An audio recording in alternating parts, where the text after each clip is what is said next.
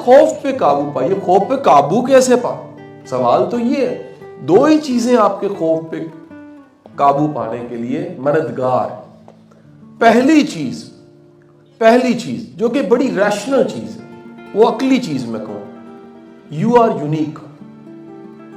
आप आम नहीं है, आप जैसा कोई नहीं है।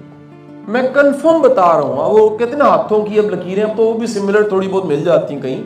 मैं आपको दावे से कहता हूं कि आप जाके ढूंढिए, यू आर वेरी यूनिक। खौफ पे काबू तब खत्म होता है, आप काबू पाते हैं जब आपको यकीन होता है कि मैं हूं और मुझे अल्लाह ने पैदा किया, किसी वजह से पैदा किया। ये कैफियत के ये एक गेंद है जिंदगी, जिसको खेल के जाना है आपने। आती है खेलनी, नहीं खेलनी आती। एक्सपर्ट है, नहीं एक्सपर्ट। ट्रेंड है, नहीं है ट्रेंड। कोच मिला है, ठीक है, नहीं मिला फिर भी ठीक है, खेलनी आपने। ये आपकी जिंदगी है, ये आपकी जिंदगी का अंजाम, आपकी कब्र आखिरकार।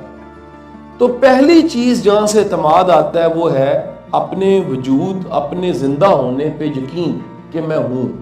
और दूसरे यकीन का, खौफ को खत्म करने वाली दूसरी चीज का नाम ईमान है।